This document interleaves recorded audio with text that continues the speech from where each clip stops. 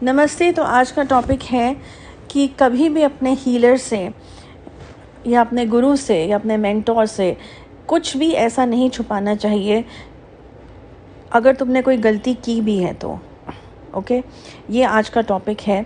और जो ये टॉपिक है, हम ये सुपर नेचुरल एंटिटीज़ के बारे में बात कर रहे हैं, हम ब्लैक मैजिक के बारे में बात कर रहे हैं, हम ओकल्ट साइंसेस के बारे में बात कर रहे हैं कि इससे रिलेटेड वैसे भी नहीं छुपाना चाहिए कुछ, लेकिन क्योंकि अभी ये टॉपिक बहुत स्पेसिफिक हम इस चीज़ के लिए बना रहे हैं तो हम इसी के बारे में बात करेंगे। ओके, तो शुरू करते हैं। सो देखो, सबसे पहले तो ये समझने की ज़रूरत है कि जब भी किसी हीलर के पास तुम जाते हो तो इसका मतलब ही यही है कि तुम्हारी लाइफ में कोई मेजर प्रॉब्लम हो गई है या होती आ रही है, जिसका तुमने हर तरीके से इलाज करा के देख लिया है, हर तरीके से रेमेडीज़ करके देख लिया है। अगर हेल्थ से रिलेटेड है तो हॉस्पिटल्स के धक्के खा लिए हैं, अगर फॉर दैट मैटर पैसे से रिलेटेड है तो बहुत हार्ड वर्क करके देख लिया है, हर तरीके की अलग अलग जॉब्स ट्राई करके देख ली हैं। मैरिजेस से रिलेटेड है तो सारे पंडित्स को ट्राई कर लिया है, जेमस्टोन्स ट्राई कर लिया है, सब कुछ, सब पूजाएं करा ली हैं। लेकिन उसके बावजूद जब कोई चीज़ नहीं हो रही है तो ध्यान में आता है कि कुछ एबनॉर्मल ज़रूर हो रहा है, और या फिर तुम्हारे साथ, तुम्हारे घर में या तुम्हारे जीवन में कुछ ऐसी एबनॉर्मल एक्टिविटीज़ होने लगती हैं या कुछ ऐसे महसूस होने लगता है कि हमारे साथ हम अकेले नहीं हैं, हमारे साथ कोई और भी है जो हमें देख रहा है लेकिन हम उसे नहीं देख पा रहे। कई बार ऐसे बहुत स्ट्रांगली लोगों को फील होने लगता है, और फिर कुछ ऐसी चीज़ें भी घर में होने लगती हैं, इंसिडेंसेस होने लगते हैं जिससे साफ पता चलता है और महसूस होता है कि ये कुछ नॉर्मल चीज़ें नहीं हो रही हैं। डर का एहसास होने लगता है। तो अगर कोई ऐसी चीज़ें हो, और कई बार तो कुछ लोगों को कुछ चीज़ें दिखाई भी देने लगती हैं, परछाइयाँ दिखाई देने लगती हैं या आवाज़ें सुनाई देने लगती हैं। देखो, कुछ भी हो सकता है, कुछ भी रिगार्डिंग सुपर नेचुरल चीज़ जो है वो हो सकती है। तो ये टॉपिक के बारे में बात कर रहे हैं। तो अगर तुम्हारे जीवन में ऐसा कुछ हो रहा है तभी तुम सोचोगे टर्न करके कि अब जो नॉर्मली हमने सब कुछ ट्राई कर लिया है लेकिन कुछ बात नहीं बन रही, तो शायद हमें कुछ पैरानॉर्मल एक्सपर्ट या हमें कोई हीलर या कोई ऐसे ज्ञानी की ज़रूरत है जो इन सब चीज़ों को सेंस कर सके या इन सब चीज़ों को समझ सके, फील कर सके और हमारी मदद भी कर सके, हमें इस चीज़ से निकाल सके। तो तब तुम ढूंढना शुरू करते हो या कांटेक्ट करना शुरू करते हो हीलर्स को, स्पिरिचुअल हीलर्स को, स्पेशलिस्ट को, ब्लैक मैजिक रिमूवल स्पेशलिस्ट को, या इनसे जो भी रिलेटेड लोग हैं उनको तुम कांटेक्ट करना शुरू करते हो, राइट, ढूंढना शुरू करते हो। तो उस केस में अब क्या होता है, देखो, सबसे पहले ये ध्यान से समझ लेना कि जैसे कहते हैं ना कि डॉक्टर से अपनी कोई भी बीमारी या कोई भी तकलीफ़ छिपानी नहीं चाहिए जब उसके पास जाते हैं। क्यों? क्योंकि अल्टीमेटली अगर तुमने स्लाइटेस्ट भी अपनी कोई तकलीफ़ छुपाई या शर्म की वजह से या किसी भी तरीके से हेजिटेंट होने की वजह से कुछ भी अगर तुमने छुपाया, तो क्या पता तुम्हारी वो छोटी सी छुपाई हुई चीज़ जो है, पता नहीं कौन सी ऐसी बड़ी चीज़ को ख़त्म ना कर पाए जो शायद तुम्हारे बताने पे हो जाती, और तुम्हारे डॉक्टर के लिए भी आसान हो जाता उस चीज़ को समझना। ठीक है ना? क्योंकि देखो, ये सब चीज़ें इतनी कॉम्प्लिकेटेड होती हैं कि लिंक से लिंक जोड़ने पड़ते हैं। ठीक है? और कई बार क्या होता है, तुम्हारी खुद की गलती होती है, और खुद की गलती इंसान इतनी जल्दी मानना सब लोगों के लिए पॉसिबल नहीं होता है ना। अपने को सिर्फ अच्छा दिखाना कि हम अच्छे हैं, सभी ये दिखाना चाहते हैं आज की डेट में, कलयुग है ये। ठीक है ना? अपनी गलती मानना या अपनी गलती को मान के और उसको बताना भी दूसरे के सामने, एक्सप्रेस करना, हर किसी के बस की बात नहीं है आज की डेट में। Isn't it? ये फैक्ट है। तो जब तुम ऐसा कुछ करते हो कि तुम छुपा लेते हो अपनी चीज़ को कि भाई मेरे पे कोई बात ना है, मैं बुरा ना बनूं या मैं बुरी ना बनूं, और उसके चक्कर में तुम रियल एसेंस नहीं बता रहे हो कि अगर तुम्हारी कोई गलती रही है वो उसको तुम छुपा रहे हो, तो इस वजह से भी ये मेजर रीज़न हो सकता है कि तुम्हारा क्योर या तुम्हारी हेल्प वो इंसान नहीं कर पाएगा। उल्टा तुम्हारी वजह से उस इंसान की जान को खतरा हो सकता है, उस इंसान के जीवन में प्रॉब्लम शुरू हो सकती है, क्योंकि यहाँ पे वो सुपर नेचुरल चीज़ों से डील कर रहा है। ठीक है? जो ना दिखाई दे रही हैं ना सुनाई दे रही हैं सबको, फॉर दैट मैटर।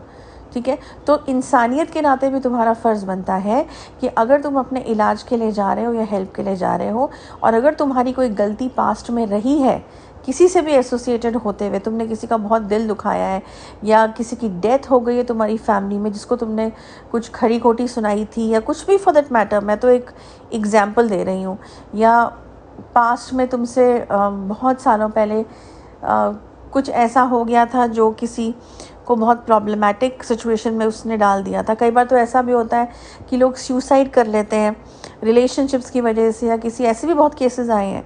और फिर वो जो स्पिरिट्स होती हैं और वो जब मरने के बाद उनकी जो कहते हैं ना डिज़ायर होती है वो पूरी नहीं हुई होती है, और इसी वजह से, और कई बार कई लोगों ने धोखा भी दिया है किन लोग कुछ लोगों को, और उस वजह से उन्हें सुसाइड कर लिया है, या कुछ ऐसा उनके साथ इंसिडेंट्स हो गया है, कभी एक्सीडेंट हो गया है, कुछ हो गया है, ये देखा गया है अलग अलग केसेस में। और इस वजह से वो जो है स्पिरिट वो तुम्हारे पीछे पड़ गई है कि तुम्हारी मैरिज नहीं होने देगी, या तुम्हारे बच्चे नहीं होने देगी, तुम्हारी लाइफ में पीस नहीं रहने देगी, तुम्हारे घर में ही तुम्हारे चारों तरफ ही जैसे कहते हैं ना घूमने लगेगी, मंडराने लगेगी, और बस उसका एक ही मकसद होगा कि तुम्हें भी वो खुशियाँ ना मिले क्योंकि तुमने उसके साथ धोखा किया। अब कई बार ऐसा होता है कि ये चीज़ें जो है लोग छिपा जाते हैं, अब उनके जीवन में जब रात में वो सो नहीं पा रहे हैं या उनको नाइटमेयर्स आ रहे हैं, कुछ आ रहे हैं, तो वो हेल्प ढूंढना शुरू करते हैं फिर हीलर्स की, लेकिन ये बात पूरी बताते नहीं हैं। अब देखो क्या होता है, हमने तो पहला स्टेप रखा है केस स्टडी का, कि केस स्टडी में हम पहले खुद देखते हैं कि मामला क्या है। क्यों?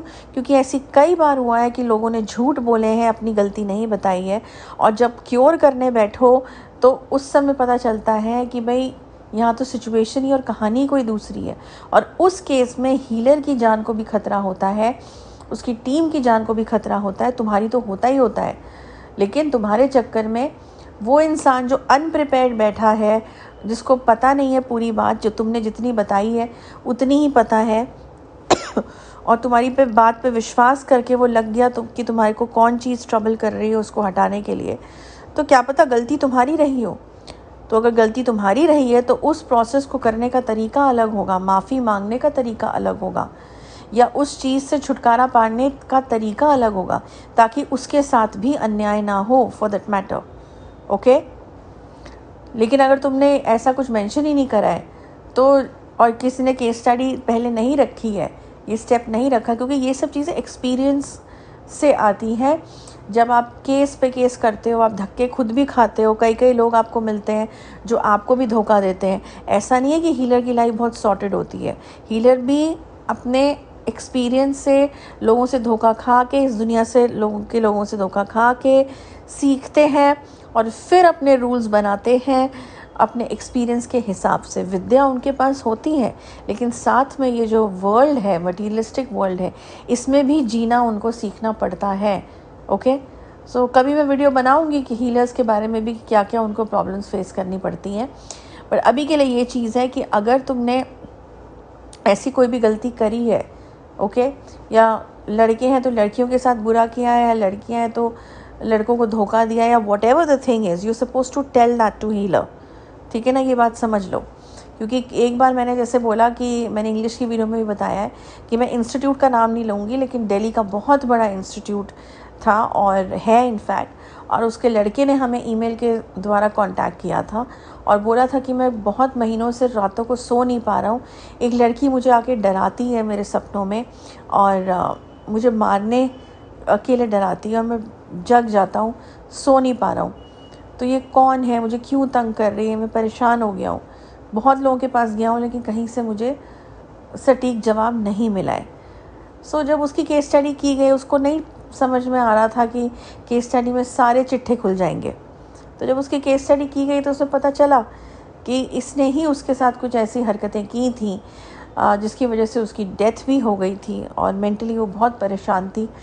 और मैं यूट्यूब में ये डिस्क्लोज़ नहीं कर सकती, लेकिन एक केस का ओवरव्यू बता रही हूँ। और इस वजह से जो है अब वो डेथ के बाद जो है रिवेंज फॉर्म में इसके पीछे पड़ी हुई थी। फिल्मी लग सकता है सुनने में, लेकिन ये सच है। फिल्म्स में भी कई बार जो कहानियाँ दिखाई जाती हैं वो सच्ची कहानियाँ दिखाई जाती हैं, और इसी वजह से वो पीछे पड़ी हुई थी और अब वो इसको तंग करना शुरू हो गई थी। ठीक है? तो जब ये मुझे दिखाई दे गया था केस स्टडी के अंदर, तो जब केस स्टडी दी गई तो उसको फ़ोन पे यही बोला गया कि तुम इस तरह से अगर स्मार्ट एक्ट करोगे तो यहाँ तो कोई तुम्हारा केस लेगा नहीं। तो वो केस फिर हमने नहीं लिया था, क्योंकि अत्याचार चाहे इंसान पे हो या इंसान जो नहीं, जो वो भी तो इंसान ही थे पहले, या किसी भी आत्मा पे हो, ये एक्सेप्टेबल नहीं है, फेयरनेस से फेयर नहीं है ये। तो ये बता दिया गया था और फिर कह दिया गया था कि आज के बाद यहाँ कॉल मत करना, कि हर गलत काम के लिए यहाँ पे यही बोला जाता है कि फ़ोन पे बात मत करना, चाहे तुम कितने ही बड़ी फैमिली से क्यों ना हो, तुम्हारे पास कितना ही पैसा क्यों ना हो, वो ये सब यहाँ काम नहीं आने वाला। ओके, तो इसीलिए मैं कह रही हूँ कि अपनी जान और अपने हीलर की जान की कदर करो, और ऐसे कोई भी चीज़ मत छुपाना जो तुम्हें लगे कि तुम्हारा इम्प्रेशन ख़राब होगा या तुम्हारी रेपुटेशन ख़राब होगी। अरे भाई, तुम जब हीलर के पास आए हो तो कुछ तो सोच के आए हो, कौन सा तुम्हारी ये चीज़ वो दुनिया भर में हीलर ने बतानी है। तो इस चीज़ को ध्यान रखो कि तुम्हारी बेनिफिट के लिए ही है। ओके, बस इतना ही। नेक्स्ट वीक मैं अनदर टॉपिक लेके आऊँगी। Till then, good bye.